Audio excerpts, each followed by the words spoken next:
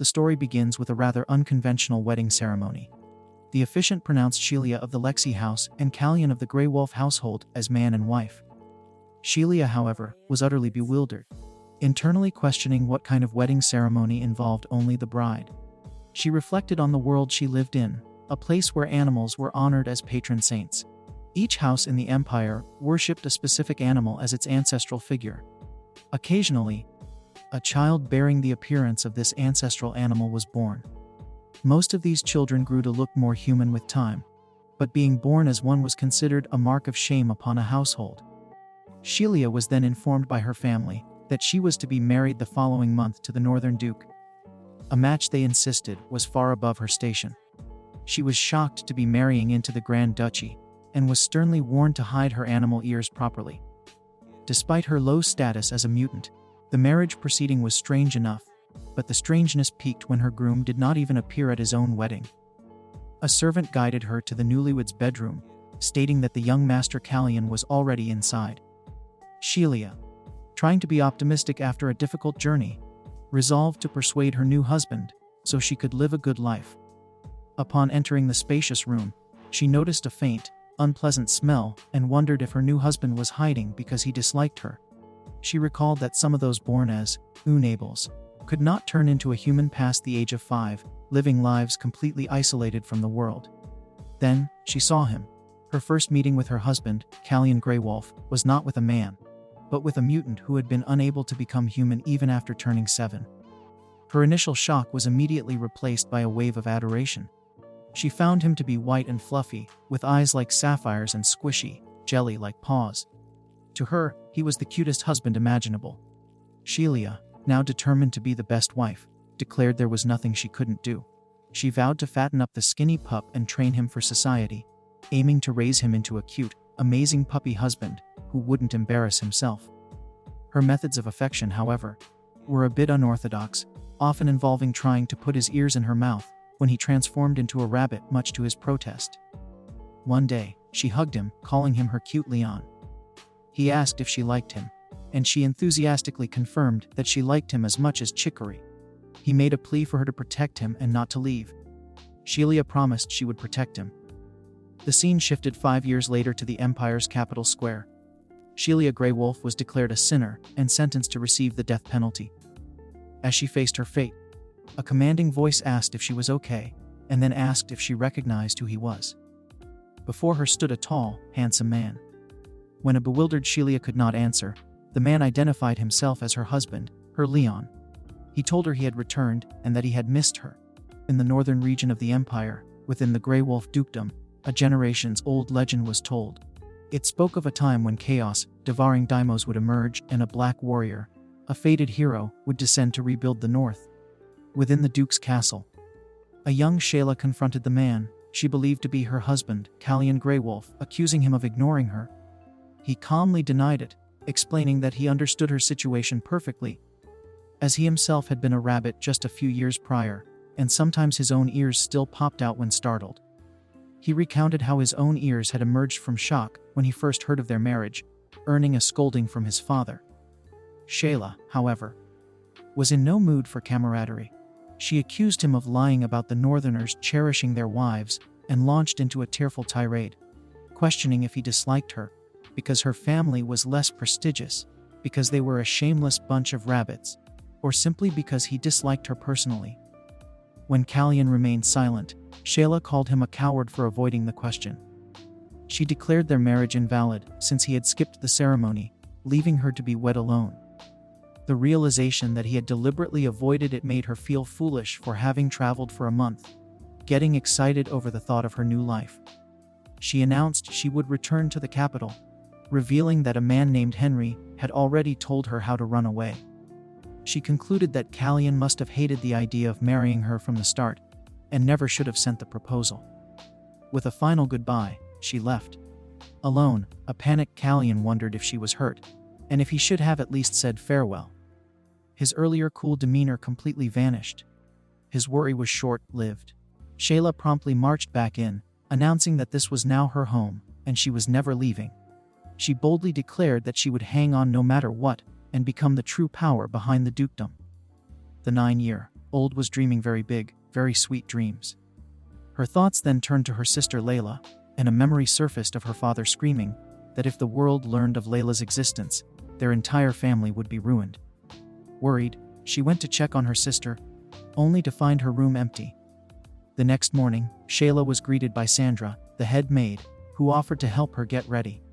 Shayla asked if Sandra had seen Callian, only to learn that none of the servants had ever met the young duke.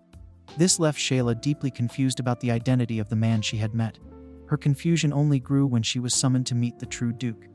His presence was overwhelmingly icy, radiating a killing intent she had never felt since King Salador himself. The duke, her new father-in-law, greeted her and invited her to sit, leaving Shayla utterly intimidated to be alone with him. Following her tense meeting with the duke, Shayla was left to ponder his cryptic words. He had asked if she had met his son, and when she tried to compliment Callian's cuteness, he brushed it aside. Instead, he revealed he knew she was born a mutant, sternly warning her that it must remain a secret to avoid ruining both their families. He impressed upon her that she was now a proper lady and needed to understand her role. Later, Shayla confided in the head maid, Sandra, declaring her intention to help Callian become a proper person quickly. Sandra was impressed, praising the young madam for understanding the duke's subtle commands so quickly. When Shayla asked if the duke was always that quiet, Sandra explained that in a world ruled by rank, there was little need for long speeches. At mealtime, Shayla was overjoyed to find chicory, her favorite food from her rabbit clan, specially prepared for her. She was deeply touched, thinking that perhaps the duke was not as cold as he seemed. The head butler, Antonio Verdo, then introduced himself. Shayla, realizing he knew about Callian's condition, while the other servants did not question him. Antonio clarified that Callian's existence was not a secret, and the duke had never restricted his movements. The truth, the butler explained, was that the young master himself actively avoided going outside. This revelation sparked a new determination in Shayla. She decided that to gain the duke's approval and secure her position as the future power behind the duchy, she needed to get closer to Callian immediately. She marched to his bedroom, asserting her right as his wife to know about him. Upon entering the messy room, she spotted a ball of fur. Before she could investigate, a voice demanded to know who dared enter without permission. A man cleaning the room identified her as the lady who married Lord Callian. Shayla noticed his outfit and posture were more like a lowly servant than a trained one. When she asked why he was cleaning instead of a maid, he explained that Lord Callian disliked maids, and male servants only slightly less. The man, introducing himself as Henry, then revealed his true purpose. Callian had ordered him to escort Shayla back to the capital. He had a disguise and a carriage prepared, assuring her the duchy's security was lax. He even offered funds and a peaceful place in the countryside, promising more support if needed. But Shayla refused. She had never said she wanted to leave. Seeing how meticulously Callian was trying to send her away, a single, painful question echoed in her mind. Did her new husband hate her that much? Shayla was not convinced by Henry's claims that Callian liked her. She pointed out the obvious flaw in his logic. If the young lord was so interested, why was he trying to send her away? Henry, flustered, scrambled for an explanation.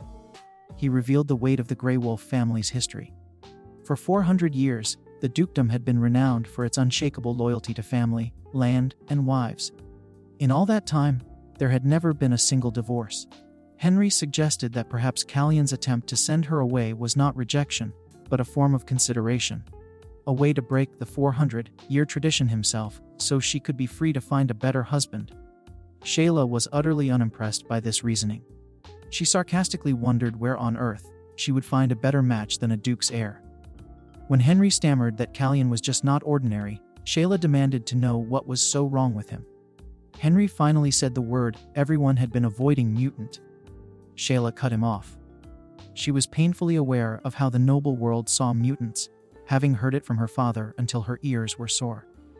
But to her and her sister, it had never mattered. Her thoughts then turned to her sister, and a deep concern settled in. She needed to make the Grey Wolf family her allies quickly to bring her sister to safety, but Callian kept pushing her away. She announced to Henry that while his opinion was noted, she, for one, loved the marriage and was never returning to the capital. She then enlisted his help, asking him to teach her how to get close to Callian. Her new strategy was one of sheer, stubborn presence. She began visiting Callian's room daily, announcing her arrival and stating she would be cleaning. She mused that taking care of one scruffy little pup was nothing new, as she had done everything for her sister since their father never assigned them any maids. The room, however, was a disaster of epic proportions. After scrubbing the same spot for an hour, she enlisted the help of a maid named Hannah, who was shocked to find the young mistress dressed for manual labor. Hannah provided her with a so-called secret weapon, a special cleaning solution from the Carrot Trading Company, owned by Shayla's own father, Count Lexi. Shayla was cynical about the fancy branding, but had to admit the product worked surprisingly well. At the end of the day, she would call out her farewells to Callian, listing the chores she had completed, completely ignoring his growled demands for her to just go back to the capital. Later, while thanking Hannah for her help, the maid revealed a crucial piece of information. She explained that in the Grey Wolf household, the true power had always belonged to the lady, as every duke famously adored his wife and granted her every wish. Hannah cheerfully admitted she was just a shameless opportunist, hoping for future raises and promotions from the future duchess. Shayla saw through this, knowing that real opportunists rarely did such kind deeds without being asked, promising Hannah a promotion later. Shayla then asked if the maid had ever been inside Callian's room. When Hannah said she had never been allowed in, Shayla confided that she had seen something on the ceiling of that room, a mysterious detail that hinted at a deeper secret within the dusty chamber. While cleaning, Shayla discovered a huge painting on the ceiling of Callian's room. It depicted the legendary Battle of the Hemlock Valley, showcasing the heroic tale of the Black Wolf, a warrior who wielded a divine sword to slay demons. The date on the painting, the year 1277, was the very year Callian was still in his mother's womb. This discovery sparked a theory in Shayla's mind. She posed a hypothetical question to Hannah: if she were the one from the prophecy, but had been born a white wolf instead of the legendary black one, would she hide away, thinking she had disappointed everyone? Hannah, immediately flustered, caught on that Shayla was talking about the young duke and nervously claimed to know nothing. Meanwhile, Callian was quietly observing the results of Shayla's hard work. His room was now spotless, a complete transformation that left him wondering if the labor had been too much for her. He was genuinely perplexed, asking himself why she would go so far for his sake. His curiosity soon turned to concern when Shayla failed to visit him one day. He paced in his room, his mind racing with worry. He first thought she might have finally returned to the capital, but then a more alarming idea struck him: what if she was lost? He pictured the still, unfamiliar Shayla wandering the vast, dangerous duchy, sending himself into a full-blown panic. The truth was far less dramatic. Shayla had simply been swamped with her new duties. Her day had been filled with meetings, a tour of the inner castle with Sandra, a lesson on treasury funds from Antonio, and a thorough memorization of the duchy's major schedules. She was determined to manage it all, vowing to still take care of Callian as well. When she finally arrived, she found his bedroom door open and him standing outside. A surprised Callian blurted out that he thought she had left. A triumphant Shayla immediately saw through him, teasing him for being a cute little thing who was waiting for her. She was so delighted she had to physically restrain herself from giving him a hug, fearing a careless kiss might ruin their progress. Returning to her cleaning, the last item to address was an old, battered wardrobe. After getting a grunt of permission from Callian, she opened it. Inside, she found something sad: a collection of beautiful, meticulously made children's clothes, all brand new and never once worn. Shayla understood instantly. It was a known tragedy that when a child was born a mutant, the mother always died. These clothes were a poignant testament to a mother's love, crafted for a son she would never get to see or dress. The weight of the unworn garments was heavy. Looking at the hopeful white pup in the prophecy's painting, and then at the real, lonely Callian, Shayla's resolve solidified. She didn't care about legendary black wolves. She loved the small, cute, white puppy right in front of her, and she vowed to protect him no matter what anyone said. Her moment of heartfelt determination was interrupted by a strange sound. She turned to find Callian, and with a mix of confusion and concern, asked him what on earth he was eating. Shayla found Callian chewing on something with a truly foul odor. She was horrified that an animal, like being with sensitive senses, could endure it and demanded he spit it out immediately. When he refused, She physically wrestled the morsel from his mouth. Her investigation took a grim turn. She realized his seemingly plump body was all fluff, and underneath, he was dangerously thin. She found a stash of what he had been eating, a pungent, bitter plant known in encyclopedias as the devil's seed. Furious, she demanded to know who told him to eat it. Callian explained that a merchant from the east had told a story about a bear that ate 100 cloves of garlic to become human. He had taken the tale literally. Shayla was utterly exasperated, yelling that merchants make up stories to sell goods, and that becoming human by eating garlic was impossible. She then revealed her own secret, reminding him that she, too, was born a rabbit. She declared she knew how to become human. When a hopeful Callian asked for the method, Shayla's confidence momentarily faltered. She admitted she didn't actually know, but had learned from her father how to tell a big lie with great emotion and shamelessness. She explained that the moment someone believes you, it becomes their truth, and she promised to teach him.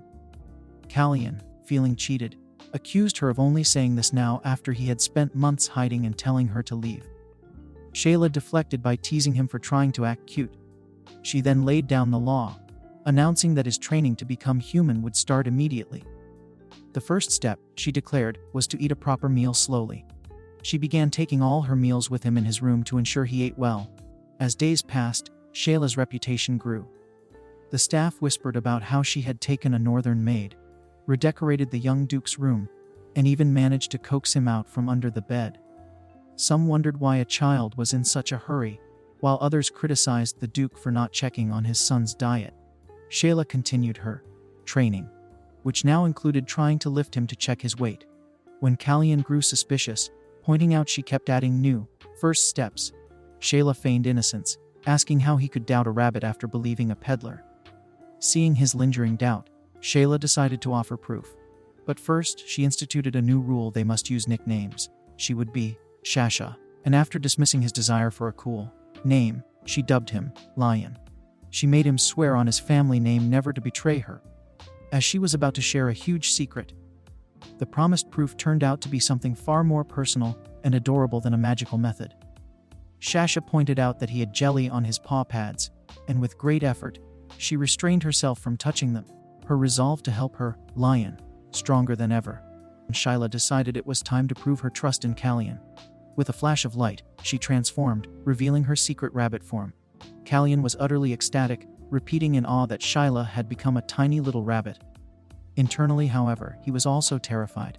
Her huge feet and weapon, like claws, looked deadly, and he was certain one hit would be fatal. But, determined to show the dignity of a leader, he tried to maintain a proper distance, all while wrestling with the thought that Shayla had said they were close.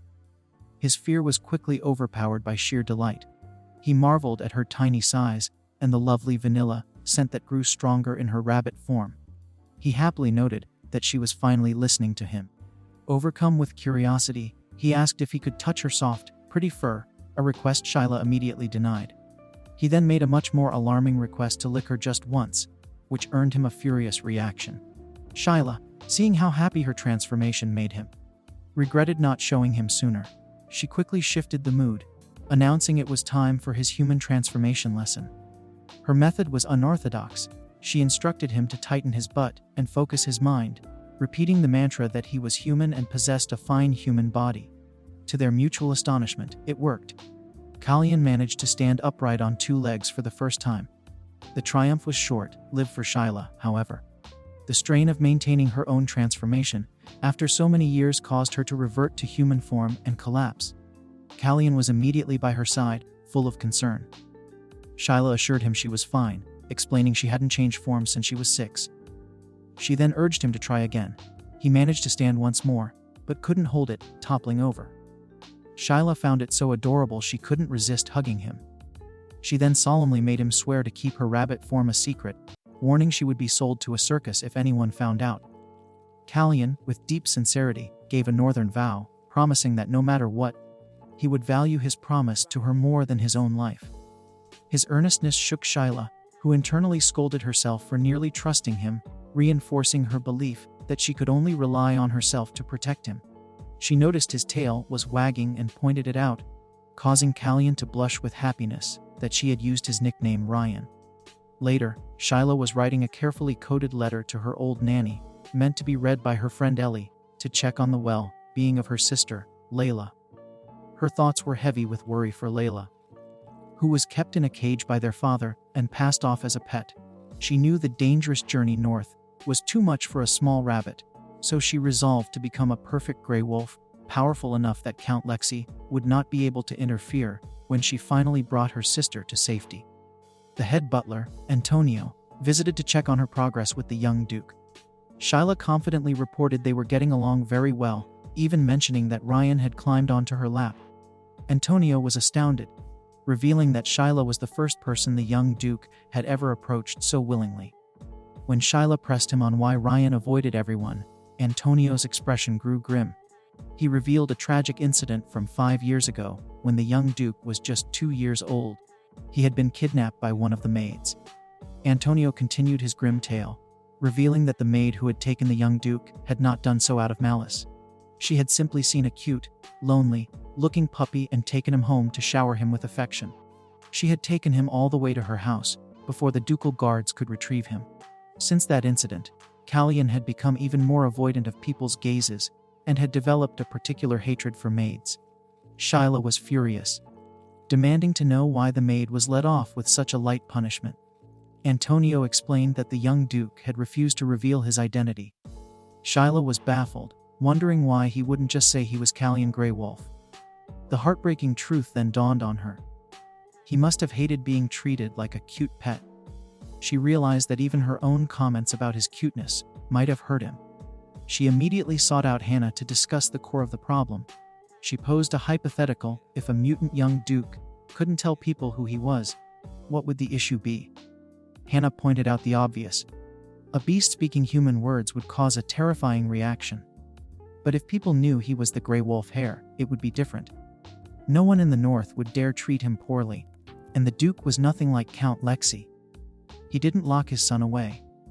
Armed with this clarity, Shyla marched back to Callian and announced she had found the reason he couldn't become human: a profound lack of confidence. She declared that confidence was about believing in yourself, and if you believed hard enough, even fakes could become real. Her solution was to start with his own territory. She decided to teach him how to mark his space to build confidence and feel more free in his own bedroom. When he was hesitant, she demonstrated in her rabbit form, letting him smell her vanilla scent as a form of gentle marking. Callian, in turn, accurately identified the scents of her recent meal, even the chicory, which he announced he was starting to like because she did. His attempt to reciprocate by licking her, however, was firmly rejected. Shyla then demonstrated the more traditional, physical method of marking, assuming the position and explaining the process. Callian was deeply reluctant, especially since it was a space Shyla also used, but she insisted it was fine. Their lesson was interrupted by Antonio's arrival. Shyla, determined to prove she was doing a good job, tried to present a united front, only to discover Callian had vanished onto the terrace. After Antonio left, a powerful stinky smell led Shyla to the truth. Under the bed, she found that a nervous Callian had successfully marked his territory. Overjoyed by his progress, Shyla praised him enthusiastically, telling him he did a great job. A flustered Callian, trying to act nonchalant, pointed out that she had been about to hug him. He was slowly, but surely, coming out of his shell under her relentless and unconventional encouragement. Noticeable tension had settled between Shasha and Callian. He approached her with a hesitant, wounded air, pointing out that she had petted and even kissed him the day before, but hadn't touched him once today. His mind raced with anxiety, wondering if she was holding back because of someone else. He finally voiced his deepest fear, asking if she had started to dislike him. Shasha's reaction was immediate and explosive. She called him a fool and turned his own insecurity back on him, accusing him of only liking her when she was a rabbit. She pointed out that he only came close to her rabbit form and stayed away when she was human. Callian desperately denied it, stammering that he felt a need to protect the small, little rabbit Shasha. Shasha, however, was on a roll, launching into a new, more dramatic accusation. She declared that he only smelled something tasty on her, and that his true, hidden desire was to eat her. Horrified, Callian vehemently insisted he would never eat her, promising he wouldn't even touch rabbit meat if she didn't want him to. He finally managed to blurt out the simple, honest truth: he just liked Shasha. Seeing his genuine distress, Shasha's anger evaporated. She sighed and called him a silly puppy, explaining the obvious. Even in her rabbit form, she was still human, and he was human, too, so he wouldn't even think of doing something so barbaric. Her reassurance, however, sparked a different worry in Callian. He looked down at his own paws and asked a quiet, vulnerable question, seeking her honest opinion on whether she truly thought he was human, since he couldn't change his form like she could. Estrella pulls Pippin into a tight embrace, affectionately declaring the creature a fool. Pippin's imagined self processes her words. Estrella's voiceover continues, describing Pippin's potential to become a fine individual, comparing the creature to a raw gemstone. Pippin's imagined self questions the comparison. Estrella gestures to the sparkling jewels on her clothing, asking Pippin if they are noticed. Pippin responds with a sound of affirmation. Estrella then explains that those beautiful adornments were not always so, beginning as mere stones, special in their own way. Pippin's thought bubble appears, pondering the word stone. An imagined craftsman, donning goggles and an orange jumpsuit, wields a power tool, representing Estrella's explanation that a craftsman identifies special stones, then carves and polishes them to unveil the inherent jewels. Pippin questions the concept of a craftsman. Estrella affirms that a special stone capable of becoming a jewel is indeed a raw gemstone. In a vivid imaginary scene, a confident young boy stands in a suit, while Estrella, now depicted in an orange jumpsuit with goggles, triumphantly holds up a sparkling gem, proclaiming that Pippin is the raw gemstone and she is the craftsman. Pippin looks downcast, a cloud of doubt forming as the creature wonders if the raw gemstone comparison truly fits, and expresses concern about failing to become a jewel. Estrella, eyes narrowed with determination, asserts that any failure would be the craftsman's responsibility. Pippin, however, continues to wallow in self-doubt, pondering being merely an ordinary stone. Estrella then declares a new plan to become an alchemist. Pippin's thought bubble expresses surprise at this revelation. With a radiant smile, Estrella explains that alchemists possess the ability to transform even ordinary stones into magnificent jewels, her face gleaming with newfound resolve. Callian's mood shifted from insecurity to pure admiration. He was in awe of Shasha's intelligence, asking how she knew so many things. Shasha explained that she learned everything from books, which contained all the knowledge he lacked. When Callian expressed surprise that she could even read words, a new determination ignited within him. He declared that he wanted to become human quickly, to become a smart man worthy of Shasha. Touched by his earnest declaration, and feeling a little guilty for making him cry earlier, Shasha made him a grand offer. She would let him lick her, just once.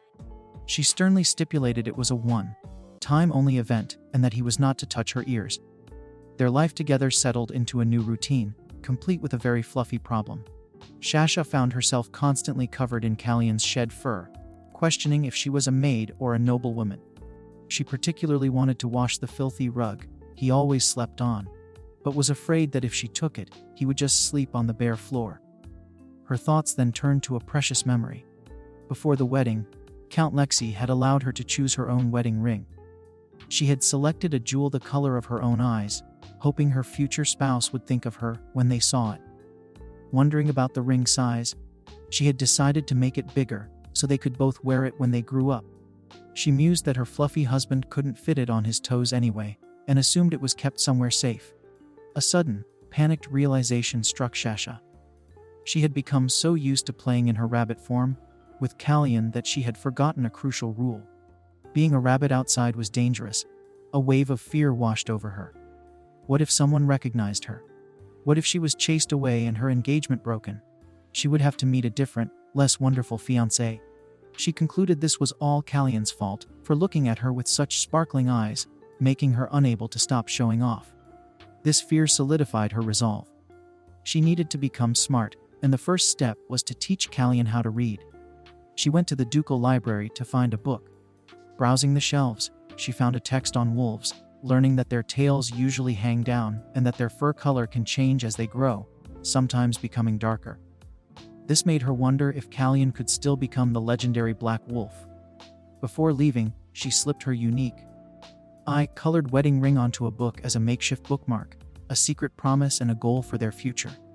She then hurried off, her mind set on the next phase of her plans, her husband's education. Shasha was proving to be a surprisingly capable duchess. She presented a meticulously organized ledger to the head butler, Antonio, explaining the difference between consumption and expenditures with the confidence of a merchant's daughter. She noted that redecorating Callian's room and buying him lamb chops were clear necessities. She couldn't help but add a pointed comment that the staff had clearly been neglecting the young lord. Antonio was deeply impressed, not just by her financial acumen, but by her rapport with Callian. He revealed that she was the first person to ever successfully teach the young lord anything, and he dared to hope that she might be the one to finally draw him out of his room. He then made a shameless request. He explained that since a falling out with his wet nurse 5 years prior, no one had been able to give Callian a bath. The revelation that it had been 5 years since his last bath horrified Shasha, suddenly explaining the epic level of filth she had encountered. She reluctantly agreed to take on the momentous task. When she found Callian, who was now waiting for her closer to the doorway than ever before, she cheerfully announced it was bath time. Callian immediately tried to flee, denying he was running away, and insisting he just wanted to stay right where he was. Shasha was having none of it. She decided honesty was the best policy and told him bluntly that while he was cute, he really, truly stank on another level. She argued that his matted, dirty fur wasn't good for his health. But Callian, in a moment of panic, kicked out while running away and accidentally struck Shasha. Seeing her chance, Shasha dramatically fell to the floor, wailing that he had hurt her, and that she didn't care about him anymore. Racked with guilt, a distraught Callian immediately promised to take a bath if she would just stop crying. In the bath, the water turned black almost instantly. Shasha scolded him for being so dirty, promising that if he stayed clean, he would smell nice and make her happy. Callian, soothed by her presence, agreed that her happiness was his happiness and calmly submitted to the washing. He remained concerned about the injury he believed he had caused, and Shasha, feeling a pang of guilt, finally confessed she had faked it. To her surprise, Callian was simply relieved he hadn't hurt her, vowing to be more careful because she was so soft and delicate. His kind-hearted reaction left Shasha wondering what she was going to do with such a foolish, gentle puppy. Later, Antonio reported this success to the Duke, noting that the young madam, once bitten by tutors herself, had not only taught Callian to write but had also bathed him. He declared her a genius. The Duke, pleased, revealed his plan to have Callian attend the upcoming hunting festival banquet, confident that with Shasha's help, it would be different this time. He admitted that while he hadn't been fond of her family, Shasha herself was wise, frugal, and most importantly, his son was very fond of her. For the Duke, that was all that truly mattered. The Duke reflected on the marriage he had arranged for his son. He knew Callian had few options, so he prioritized finding a partner his son truly desired over family honor. He recalled Count Lexi's crude description of Shyla as a first-class specimen and a useful product, a statement that disgusted the Duke and revealed the immense pressure Shyla had been under to become a perfectly polished, noble lady. He found it deeply unnatural for a 9-year-old to be so proficient in double-entry accounting. His thoughts then turned to the upcoming banquet. He ordered preparations to proceed, and acknowledging the new family member, agreed to send an invitation to his adopted daughter, Blanche, noting she no longer belonged to the Grey Wolf family. Most importantly, he stressed that Callian must attend, as there were matters to clarify. He revealed that after the next hunting festival, the young Duke would turn 8, the age when the men of the North receive the Call of the Moon, a very important stage. Meanwhile, Shyla noticed Callian was unusually downcast. When she pressed him, he expressed his deep frustration. He had done everything she asked, eating well, marking his territory, learning to write and read. But he was still stuck in his current form. He desperately wanted to become human like her. Shyla tried to encourage him with talk of confidence and patience, but she felt a pang of guilt, realizing she had forgotten what it felt like to be a mutant. To better understand his perspective, she decided to transform into a rabbit one last time. The experience was overwhelming. The world seemed terrifyingly huge, and adults were scary. She imagined the horror of being seen as a delicious meal, or worse, of no one recognizing her as the young Duke's lady. This exercise led her to a crucial realization. The most important thing wasn't for Callian to become human immediately, but for everyone to accept him as he was now. She wanted him to learn to like himself. Her heartfelt moment of introspection was shattered when she was discovered by the maid Hannah. In a panic, Shyla dragged her inside, vowing never to transform again. But Hannah's reaction was not one of fear or disgust. She was utterly enchanted, finding Shyla incredibly adorable and confessing she wanted to follow her. Moved by Hannah's kindness, Shyla made her promise to keep the secret and, as a reward, showed her rabbit form one more time. Hannah's touch was soft and gentle, and she expressed sympathy for how difficult it must have been for Shyla. This led Shyla to confide in her about her sister Layla and her own duties caring for her. Hannah, in turn, shared that she missed her younger brother since coming to work at the duchy. Wishing everyone could be as kind as Hannah, Shyla was suddenly and enthusiastically glomped by a newly arrived Callian. He had been looking for her, wanting to take better care of her after his earlier melancholy. When Shyla asked what was wrong, he shyly confessed he just wanted to know if he was really that adorable. Hannah immediately confirmed that he was the most adorable in the world, showering the fluffy young duke with the affection he so desperately needed. Shasha was deep in preparations for the upcoming hunting festival banquet. She confided in her maid, Hannah, about her biggest worry: what if people laughed at Ryan in his wolf form? Hannah was fiercely protective, declaring she would step forward and shout for everyone to show respect to the proud heir of the North, little Duke Callian Greywolf. She even imagined a future where Ryan would confidently declare his own name. To better understand the duchy she was now meant to help rule, Shyla embarked on her first official outing to the outer castle and the rampart market with Sandra and Hannah. She observed everything carefully, noting it was a lively place, especially before and after the hunting festival, as people prepared for the long winter. When Hannah asked about the capital, Shasha described the Thanksgiving celebrations, and they made a plan to visit there together someday. The final part of the outing was a secret mission for just Shasha and Hannah.